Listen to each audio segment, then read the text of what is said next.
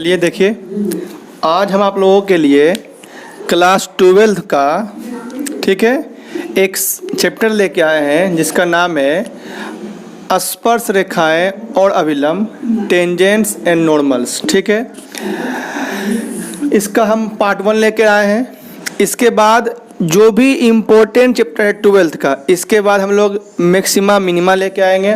और उसके बाद NCERT बुक का जो पार्ट 2 होता है, पूरा इंटीग्रेशन, पूरा आपका वेक्टर्स, पूरा आपका प्रोबेबिलिटी, ये पूरा सीरीज हम YouTube पर लाते रहेंगे। ठीक है, तो अभी हम शुरू करते हैं इसका पार्ट 1। पार्ट 1 में आपको बताया जाएगा इसका क्या कॉन्सेप्ट्स है। कॉन्सेप्ट के बाद पार्ट 2 और पार्ट 3, उम्मीद करते हैं कि 3 पार्ट में हम इस चैप्टर ख़त्म करेंगे। ठीक है, हम अब चैप्टर शुरू करते हैं। देखिए, इसमें कुछ सी बातें होती हैं जो आपको याद रखना बहुत ही आवश्यक है। मतलब बिना उस बातों का आपका ये बनने वाला है चैप्टर नहीं है। हालांकि ये चैप्टर बहुत ही इजी है, यदि आप ध्यान से देखिए तो ये चैप्टर बहुत ही इजी है आपका। ठीक है, चलिए, मेरा सबसे पहले बात है समझना यहाँ पर कि ढाल क्या होता है, स्लोप। ढाल क्या होता है, ढाल किसे कहते हैं? तो ढाल का जो अर्थ होता है ना, ढाल का अर्थ होता है झुकाव। झुकाव, अब झुकाव कैसे झुकाव? झुकाव मतलब किसी रेखा का झुकाव, किसी रेखा का झुकाव।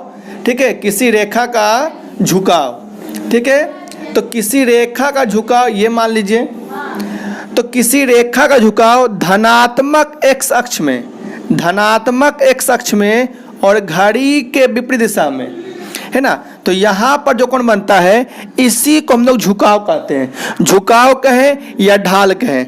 ठीक है, समझ गए हैं कि भैया ये एंगल क्या होता है? तो जो आप कोण लेंगे, जो ढाल बनाएंगे, यहाँ पर ये जो कोण होगा, ये जो होगा आपका, है ना, धनात्मक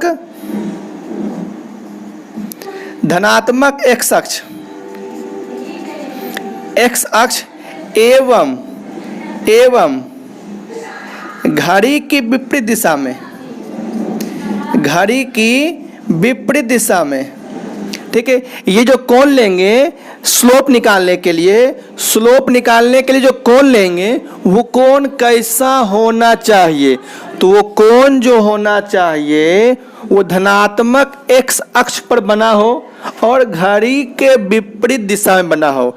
यदि ऐसा बना हो तो उस कोण का उपयोग हम लोग उस रेखा की ढाल निकालने के लिए कर सकते हैं। तो पहले आप लोग ये ढाल लिखिए और ये फिगर बनाइए और लिखिए कि धनात्मक x अक्ष के साथ, धनात्मक x अक्ष के साथ एवं घड़ी के विपरीत दिशा में, घड़ी के विपरीत दिशा में बना कोण उस रेखा की ढाल कहलाती है, उस रेखा की ढाल कहलाती है। ठीक है, उस रेखा की ढाल कहलाती है। और जो ढाल जो होगा, आपको ढाल निकालना होगा, तो ढाल निकालने के लिए जो भी आपको कोण पता होगा उस कोण का आप निकाल दोगे स्पर्शज्या, मतलब tan थीटा। मतलब ढाल जो होता है आपका tan थीटा के बराबर होता है। ये जो भी कोण रहेगा उस कोण का आप निकाल दोगे tan थीटा, तो उससे आपको इस रेखा की ढाल निकल जाएगी। इस ढाल को हम लोग m से भी डिनोट करते हैं। मतलब m बराबर क्या हो जाएगा? tan theta.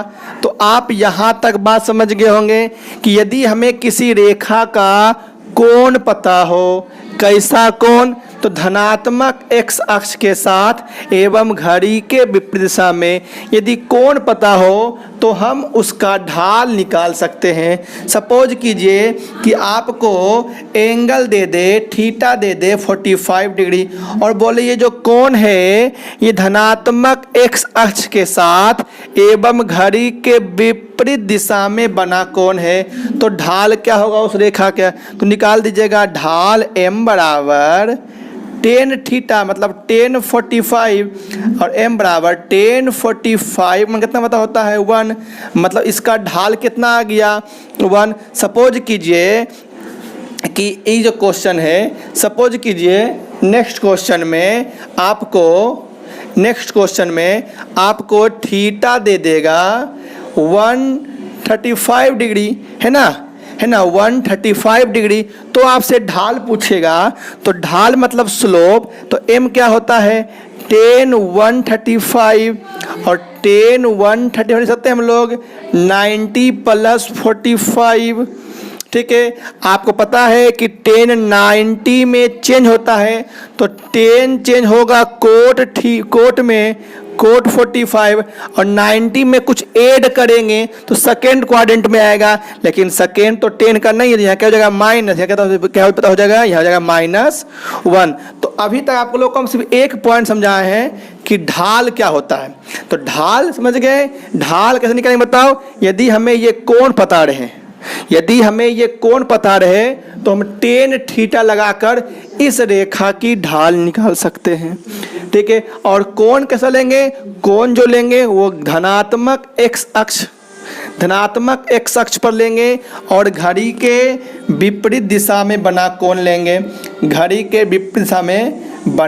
कोण लेंगे, तो आप यहाँ तक तो आप लोगों को समझ में अच्छी तरीके से आ गया होगा। इसको पहले आप लोग नोट कीजिए, ठीक है, नोट कर लिए। चलिए अब कुछ बातों पर आते हैं, ठीक है, कुछ और बातों पर आते हैं, थोड़ा ध्यान दीजिएगा।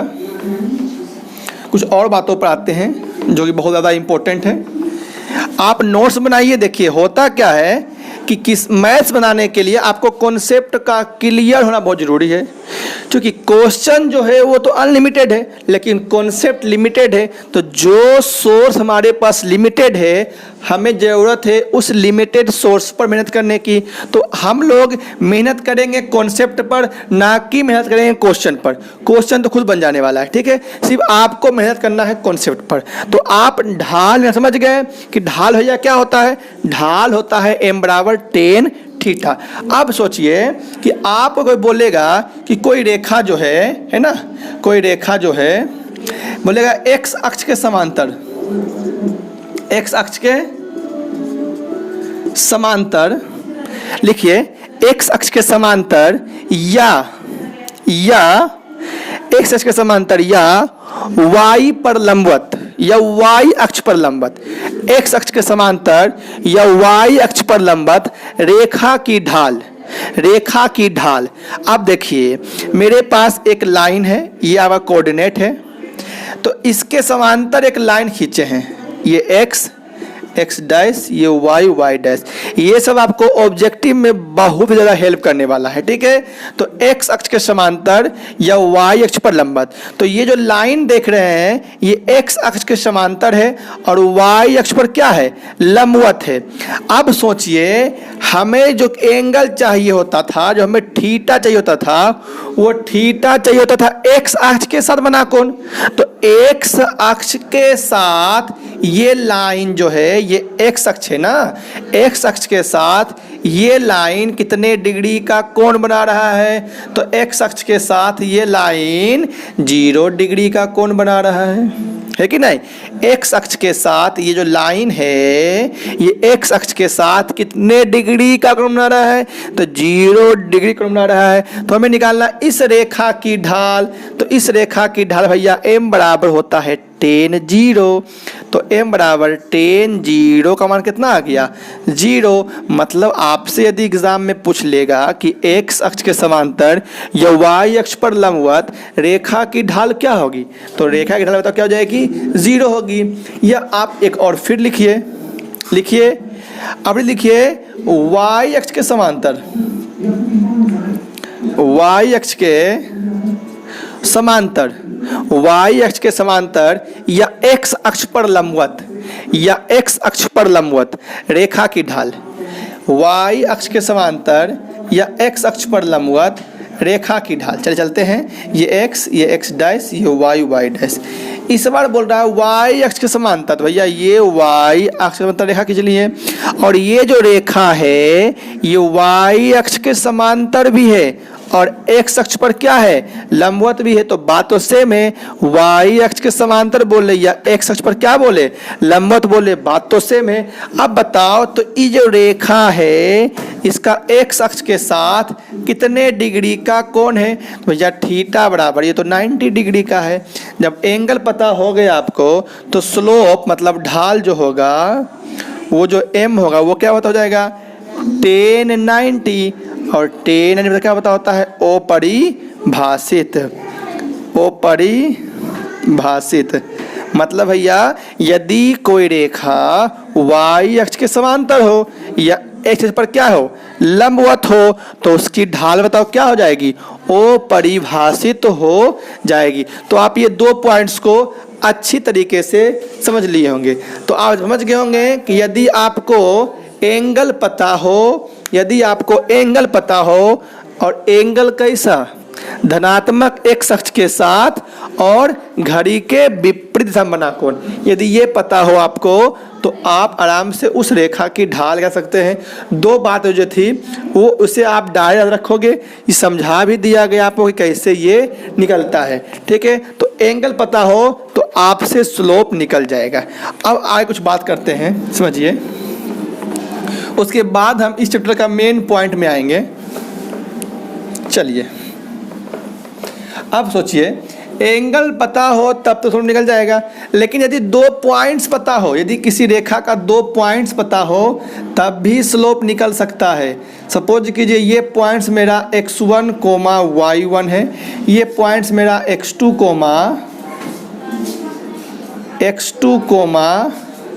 y2 है। ये ऐसा कीजिए, इसको आप x1, इसको आप लोग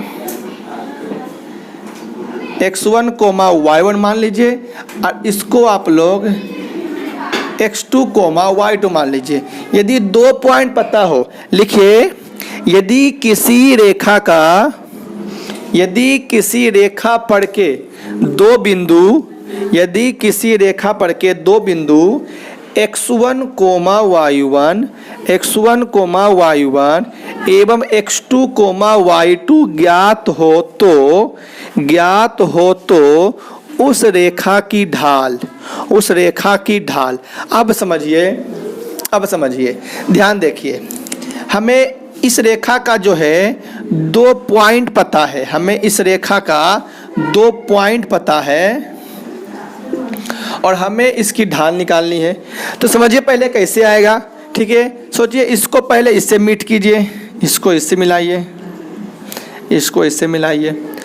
आप सोचिए कि इस रेखा का यदि ये वाला कोण पता हो जाएगा और ये कोण बताओ क्या है, ये जो आपका कोण दिख रहा है, एक सेकेंड, ये जो आपका कोण दिख रहा है ये कैसा कोण है, यही तो आपका ढाल है। यदि हमें ये ना दे के हमें ये देता तो ये एंगल क्या है, धनात्मक x अक्ष के साथ है और घड़ी के विपरीत दिशा में है, तब तो भैया आप बोलते कि m बराबर क्या हो जाएगा, आप बोलते कि m बराबर हो जाएगा tan थीटा, ठीक है। लेकिन अभी तो आपको ये नहीं दिया है, अभी आपको तो ये पॉइंट दिया है। अब थोड़ा सोचिए कि ये x1 है, x1, ये x1, ठीक है, ये पूरा x1, ये x2 है, तो x2 कहाँ से, यहाँ से, ये पूरा x2, ठीक है, ये y1 है, मतलब ये वाला आपका y1, ये y2 है, मतलब ये वाला आपका y2। अब बताओ, यदि ये x1 है, ये x2 है, तो ये क्या हो जाएगा, x2 माइनस x1, राइट है ना। यदि ये पूरा y2 है, ये y1, तो बताओ ये क्या हो जाएगा, y2 minus y1, y2 minus y1। अब बताओ ये जो थीटा रहेगा वही ना ये वाला थीटा रहेगा। अब बताइए, यदि हम चलते हैं टेन थीटा के लिए चलते हैं, यदि हम लोग टेन थीटा चलते हैं तो टेन थीटा मतलब ये वाला लंब, और ये बताओ क्या आपका आ गया, y2 माइनस y1, क्या आ गया, y2 माइनस y1, और ये बताओ क्या आ गया, x2 माइनस x1। मतलब यदि आपको एम यदि आपको थीटा ना दे के इस पर 2 पॉइंट दे दे, फिर भी आप उसका ढाल निकाल सकते हो। और वो ढाल बताओ क्या आ जाएगा, वो जाएगा y2 माइनस y1 बटा x2 माइनस x1, मतलब y कोऑर्डिनेट का अंतर, y नियामक का अंतर। क्या बताओ, ये तो क्या बताओ हो गया, ये हो गया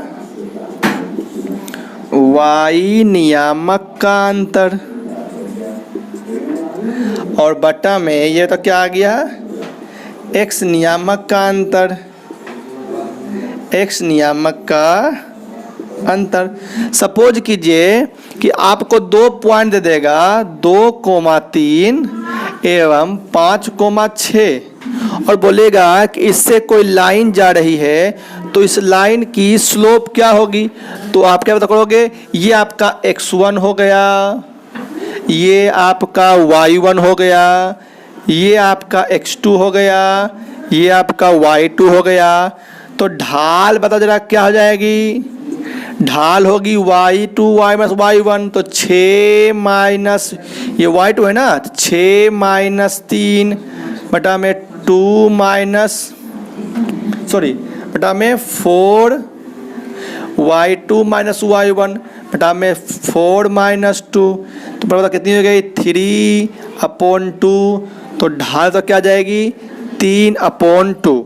तो आप समझ गए यहाँ तक कि ढाल कैसे आएगा, मतलब आपको जब एंगल पता हो तब भी ढाल निकल सकता है, और जब आपको 2 पॉइंट पता हो तब भी ढाल आपसे निकल सकता है। इसको पहले आप नोट कीजिए, ठीक है। चलिए इसको नोट कर लिए होंगे। अब आते हैं मेन, ठीक है। चलिए आगे देखिए, अब कुछ पॉइंट लिखिए। यदि दो रेखाएं परस्पर समांतर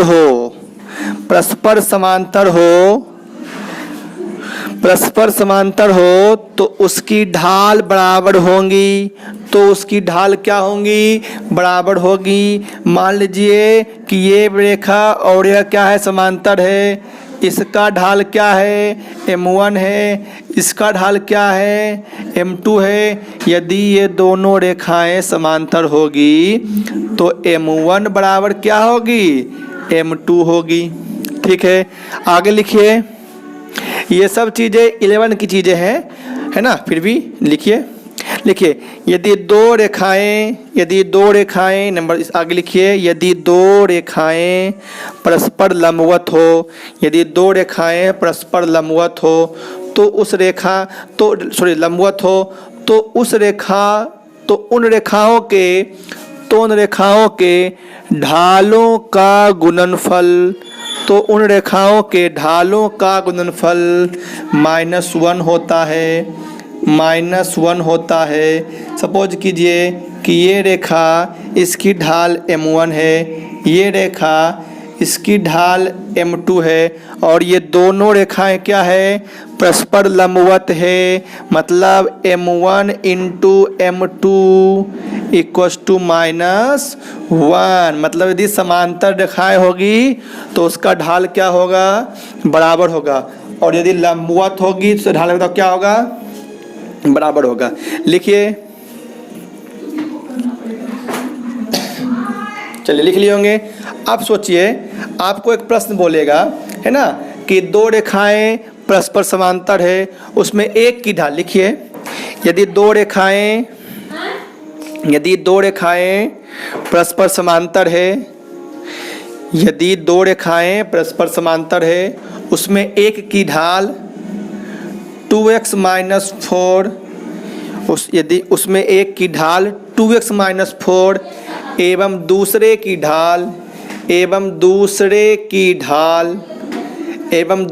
ढाल 2 हो तो x का मान क्या होगा, पहले निकालिए। एवं दूसरे की ढाल 2 हो तो x का मान क्या होगा। चलिए, तो पता समांतर है, तो समांतर के केसेस में क्या होता है कि m1 इंटू m1 बराबर क्या होता है, m2। एक की ढाल 2x माइनस 4 है, दूसरे की ढाल 2 है, और समांतर है, मतलब दोनों का ढाल क्या होगा, बराबर होगा। मतलब इम्प्लाइज दैट 2x माइनस बराबर कितना हो गया, ये 6 इसलिए ज़रा x कितना हो गया, आपका हो गया 3। तो बताओ x का मान कितना आ गया, 3 आ गया। समझ में आ गया होगा। नेक्स्ट क्वेश्चन लिखिए। दो रेखाएं एक दूसरे पर लंबवत है, दो रेखाएं एक दूसरे पर लंबवत है, उसमें एक की ढाल 2x - 4, उसमें एक की ढाल 2x - 4 और दूसरे की ढाल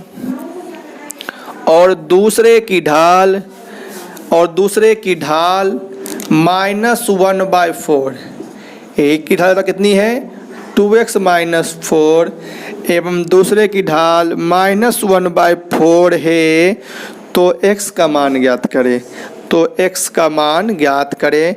बताए थे कि यदि दो रेखाएं लंबवत होगी तो उनका गुणनफल कितना होगा, तो उनके ढालों का गुणनफल कितना होगा, -1 होगा। मतलब ये m1 और गुणे क्या m2 इक्वस टू क्या -1। चलिए ये माइनस कैंसिल, ये आ गया 4 इधर, इम्प्लाइज दैट 2x - 4 बराबर 4, इम्प्लाइज दैट 2x बराबर कितना बताया गया 8, x कितना बताया गया 4। तो ये छोटी छोटी बातें थी। इस तरह से आपका स्लोप का कॉन्सेप्ट समझ में आपको अच्छी तरीके से आ गया होगा। अब हम आते हैं इक्वेशन की ओर, है ना। हम आते हैं इक्वेशन की ओर, उसके बाद हम फिर स्पर्श रेखा एवं अभिलंब में आएंगे। उससे पहले हम आते हैं इक्वेशन की ओर, ठीक है। इसको पहले नोट कीजिए।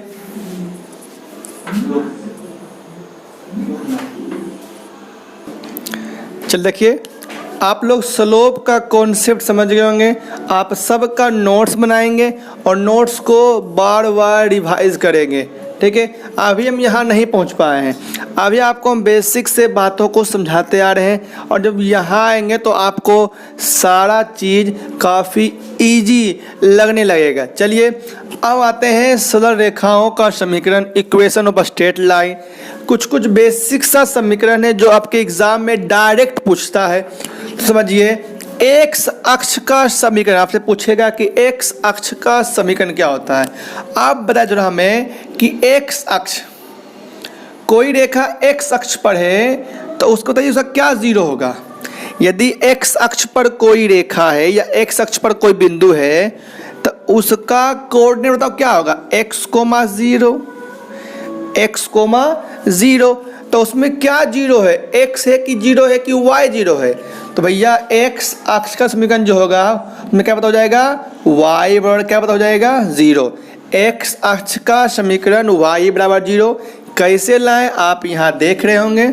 आप साथ ही साथ फिगर भी बनाइए कि भैया x अक्ष का पूछ रहा है समीकरण, तो x अक्ष पर मान लीजिए कोई बिंदु है, उसमें क्या जीरो है, उसमें y जीरो है, तो y बराबर क्या हो जाएगा 0। ये समझ गए। अब आपसे पूछेगा y अक्ष का समीकरण। अब बताइए y अक्ष का समीकरण आपसे पूछ रहा है, तो y अक्ष ये है, y अक्ष का बता जरा कोई बिंदु है तो उसका नियामक क्या होगा, उसका होगा 0,y, 0,y। तो इस पर क्या जीरो आपका आ रहा है, इस पर जीरो मेरा आ गया x, मतलब y अक्ष का समीकरण क्या पता हो जाएगा, x इक्वस टू क्या हो जाएगा 0। तो आप समझ गए होंगे, यदि आपसे पूछेगा x अक्ष का समीकरण क्या होगा तो y 0 कैसे आया आप ये भी देख रहे होंगे। y अक्ष का समीकरण क्या हो जाएगा, x बराबर 0 कैसे आया आपको ये पता चल गया होगा, आप इसको नोट कर लेंगे, ठीक है। अब हम आगे बढ़ते हैं, और आगे बढ़ने के साथ हम यहाँ आते हैं। आपसे पूछेंगे x अक्ष के समांतर रेखा का समीकरण, x अक्ष के समांतर। चलिए तो कोई रेखा बनाइए x अक्ष के समांतर, ठीक है। तो ये आपका x अक्ष हो गया, तो इसके समांतर रेखा तो भैया या तो ऐसे जाएगा और या फिर ऐसे जाएगा, सही है।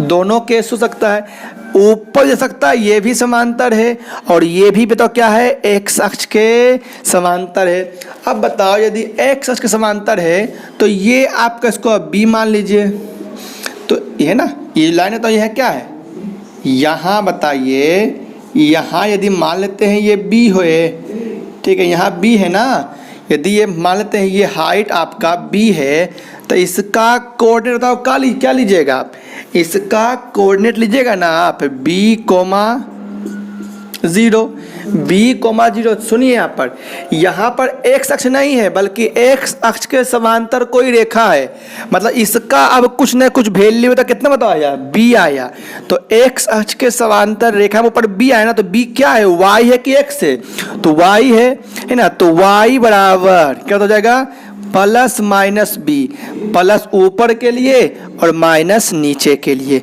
मतलब आपसे पूछेगा कि y अक्ष, आपसे पूछेगा कि x अक्ष के समांतर रेखा का समीकरण, तो y बराबर प्लस माइनस बी, ऊपर जाएगा तो y बराबर प्लस बी, नीचे के लिए y बराबर माइनस बी। तो समझ में आपको आ गया कि x अक्ष के समांतर भैया, ये भी x अक्ष के समांतर है, ये भी x अक्ष के समांतर है, तो इसका समीकरण क्या होगा, तो ऊपर प्लस बी नीचे माइनस बी, मतलब y बराबर प्लस माइनस बी। समझ गए आपको, है ना, y से समांतर हो गया इसे। चलिए अब आते हैं y अक्ष के समांतर रेखा का समीकरण। चलिए यदि आप कोई डाउट वगैरह होता है तो आप कमेंट बॉक्स में डाउट को पूछ सकते हैं। चलिए अब देखिए, आपसे पूछ रहा है इस बार, आज पूछ रहा है इस बार y अक्ष के समांतर रेखा का समीकरण, y अक्ष के समांतर, तो यही ना y अक्ष है, तो मान लीजिए ये ऐसे भी हो सकता है या फिर ये ऐसे हो सकता है, तो ये यहाँ पर कुछ नहीं, मान लीजिए इसको यहाँ पर कुछ नहीं, यहाँ a होगा, यह मान सकते हैं अब यहाँ पर a होगा, तो यदि यहाँ होगा तो ये क्या होगा, a कोमा 0, यहाँ का क्या होगा माइनस a कोमा 0, तो ये a x है कि y है, x है ना, मतलब x बराबर क्या हो जाएगा, इधर आएगा तो प्लस a, इधर आएगा तो माइनस a, मतलब क्या समझे, मतलब ये समझें कि जब से कोई पूछेगा कि y अक्ष के समांतर, तो ये भी y अक्ष के समांतर है और ये भी y अक्ष के समांतर है, मतलब x बराबर क्या हो जाएगा, प्लस माइनस है। तो कुछ बेसिक से समीकरण था जिसका डायरेक्ट यूज करके आपके बोर्ड में क्वेश्चन पूछता है ऑब्जेक्टिव के फॉर्म में, तो इसको आप नोट कीजिए, ठीक है। अब आगे बढ़ते हैं, वो ध्यान दीजिए। चलिए एक दो और देख लेते हैं, इक्वेशन है ना डिफरेंट फॉर्म में, उसके बाद फिर हम डायरेक्ट आ जाएंगे स्पर्श रेखा और अभिलंब पर, ठीक है। एक दो और देख लेते हैं, उसके बाद फिर हम आसानी से आ सकेंगे, ठीक है। सर वीडियो अपना चल देखिए, तो अब देखिए ढाल अंतःखंड रूप, ये सब आपको 11 में डिटेल से पढ़ना था, लेकिन इसका हम थोड़ा सा यूज ले रहे हैं, बस थोड़ा सा यूज। होता क्या है, ये आपको एक लाइन दिया होगा इसमें, उसके बाद आपको y इंटरसेप्ट जो c है ना, c ये y को कट कर रहा है, ये x डैश, ये y डैश, तो ये जो c है ना, c इसको बोलेंगे, c को बोलेंगे बताओ क्या, y अंतःखंड। तो आपको ये y अंतःखंड दिया रहेगा, आपको दो चीज गिवन रहेगा, एक y अंतःखंड रहेगा, एक थीटा यदि पता है तो आप इससे m निकाल सकते हैं, स्लोप है ना, ढाल एंटर लगा के, तो आपको ये पता रहेगा। और यदि ये पता रहेगा तो आपसे पूछेगा कि इस रेखा का समीकरण क्या होगा, है ना, तो y बराबर क्या हो जाएगा, mx plus C, y equals to mx plus C, ये x को y है, तो ये आर्बिट्रेरी है, इसको हम कहीं मान सकते हैं, यहाँ मान लेंगे, यहाँ मान लेंगे, यहाँ मान लेंगे, यहाँ कहीं मान सकते हैं, ठीक है। वो इस रेखा को रिप्रेजेंट करता है, मतलब यदि आपको y अंतःखंड पता हो, यदि आपको थीटा पता हो, तो इस रेखा की ढाल क्या होगी, इस रेखा की समीकरण क्या होगी, y बराबर mx प्लस सी, ठीक है। आगे देखते हैं, आगे देखिए, यह है ढाल बिंदु रूप, पॉइंट स्लोप 4, उसमें क्या था, उसमें y इंटरसेप्ट था और यहाँ थीटा था, आपको थीटा दे देगा या डायरेक्ट ढाल देगा। यदि आपको थीटा देगा तो m बराबर tan थीटा से निकाल सकते हैं उसको। अब ये आ गया ढाल बिंदु रूप। हम लोग देखिए यहीं से काम स्टार्ट करेंगे और यहाँ तक पहुँचेंगे। तो यदि आपको एक पॉइंट दिया होगा, लिखिए इस रूप में जिस रेखा की हमें समीकरण निकालनी होगी, जिस रेखा की हमें समीकरण निकालनी होती है, जिस रेखा की हमें समीकरण निकालनी होती है, उसका उस पर का एक बिंदु x1, y1, उस पर का एक बिंदु x1, y1 एवं उसका ढाल m, एवं उसका ढाल m पता होना चाहिए। ठीक है, आप बताइए ये थीटा पता है आपको, तो ये थीटा से आप निकाल सकते हैं tan थीटा। चलिए तो आप निकाल सकते हैं tan थीटा। चलिए tan थीटा, और इसी को हम लोग m बोलते हैं। तो यदि हमको थीटा पता हो तो tan थीटा लगा के m निकाल सकते हैं, मतलब आपको m पता हो गया। अब बताइए अभी, अब देखिए ये आपको गिवन है, ये हम माने हैं, ये गिवन नहीं, आप कहीं मान सकते हैं, ये आर्बिट्रेरी है। क्योंकि हमें निकालना है इक्वेशन, तो इक्वेशन निकालने के लिए हमारे पास तो चाहिए ना एक्स वाई, और ये मान लेंगे कि ये एक्स वाई हर पॉइंट पर है, तो हम कहीं ले सकते हैं हम, तो यहाँ ले लिए। अब बताओ, अभी जब बताए थे कि स्लोप, यदि दो बिंदु पता हो तो स्लोप क्या होगा, बताओ क्या बताए थे, y का अंतर y माइनस y1 बटे में x का अंतर x माइनस x1।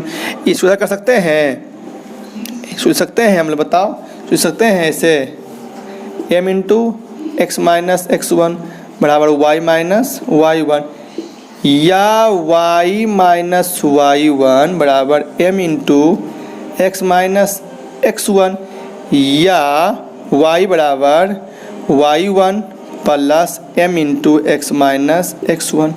चलिए ये आपका काम खत्म हो गया, इसको लिखिए फटाक सा, समझ गए ना। तो इसका ढाल, तो इसका समीकरण क्या होगा, y बराबर, यहाँ याद किए कि y माइनस y1 बराबर m into x minus x1, या कैसे लाएं आपको पता लग गया होगा, जल्दी कीजिए। ठीक है, लिख लिया इसको।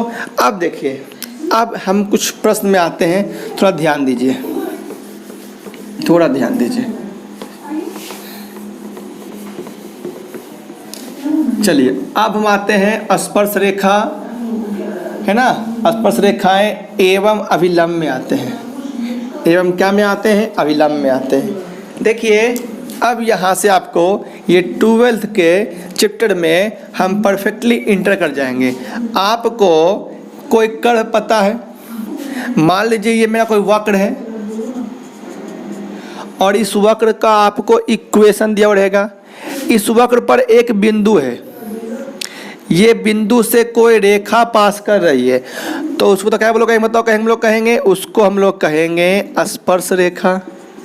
मतलब स्पर्श रेखा क्या होती है, तो स्पर्श रेखा एक ऐसी रेखा होती है जो किसी वक्र के एक बिंदु से होकर पास करे। ठीक है, तो इसके एक बिंदु से होकर गुजर रही है, इसलिए इस रेखा को हम लोग कहेंगे स्पर्श रेखा। अब इसी रेखा पर एक और रेखा इसके लंबवत आती है, लंबवत आती है, और इसी को हम लोग अभिलंब कहेंगे। क्या कहेंगे, अभिलंब कहेंगे। मतलब स्पर्श रेखा पर जो लंबवत होगी और जो उसी पॉइंट से होकर जाएगी, जिस पॉइंट से ये जाएगी, तो उसको हम लोग क्या कहेंगे, अभिलंब कहेंगे। तो आप लोग पहले इसको बनाइए, फिगर बनाइए, और इसका कुछ पॉइंट दे दीजिए, x1, y1। फिगर बनाइए, जल्दी फटाफट आप लोग फिगर बनाइए, इसका नोट्स बनाइए, नोट्स को बार बार रिवाइज कीजिए। देखिए लिखिए स्पर्श रेखा, लिखिए डैश दीजिए, टेंजेंट, इसको टेंजेंट बोलते हैं। लिखिए स्पर्श रेखा वह रेखा होती है जो किसी वक्र के एक बिंदु से होके जाए, जो किसी वक्र के एक बिंदु से होके जाए, या वह क्या आ गया, स्पर्श रेखा आ गया। और ये अभिलंब, अभिलंब लिखिए नॉर्मल, देखिए स्पर्श रेखा पर डाला गया लंब अभिलंब कहलाती है। मतलब क्या समझे? मतलब ये समझे कि स्पर्श रेखा और अभिलंब दोनों एक दूसरे पर क्या होंगे? लंबवत होंगे। क्या बताओगे? लंबवत होंगे। अब हम बात करते हैं, काम की बात करते हैं। अब मेरा बात सुनिए, यदि आपको किसी वक्र का समीकरण दिया हो, तो उसको आप डिफरेंशिएट करेंगे, उसको आप अवकलन करेंगे। जब उसको आप अवकलन करेंगे तो वो जो आएगा वो उस बिंदु पर स्पर्श रेखा की ढाल आएगी। ठीक है, मतलब क्या कि वक्र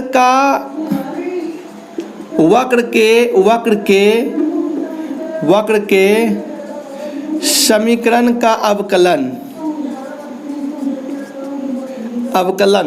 वक्र के समीकरण का अवकलन बराबर स्पर्श रेखा की ढाल बराबर क्या होता है?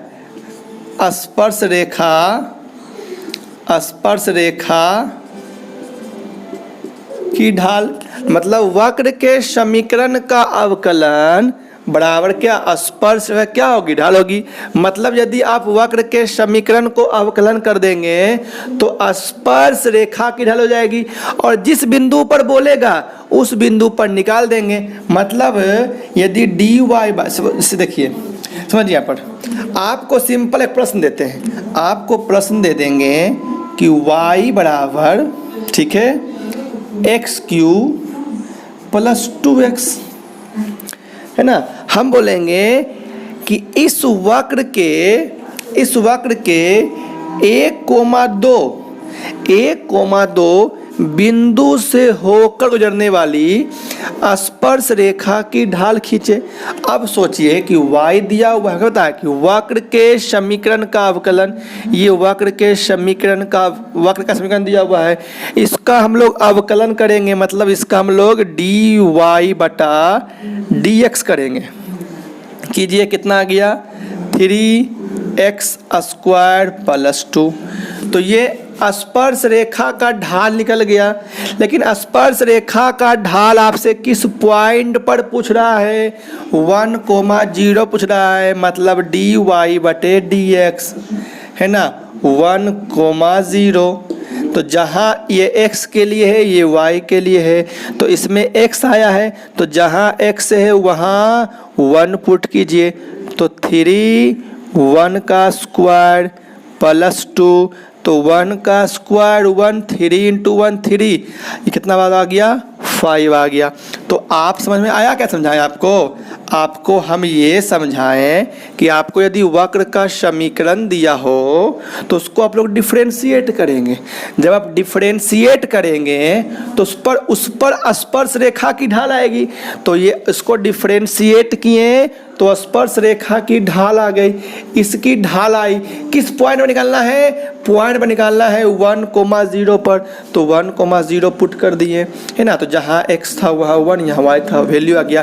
अब आपसे इसी में पूछता तो अभिलंब की ढाल निकाले, तो आपको तो पता है, आपसे पूछेंगे हम कि अभिलंब की भी ढाल निकाले। अभिलंब की ढाल आप बताओ।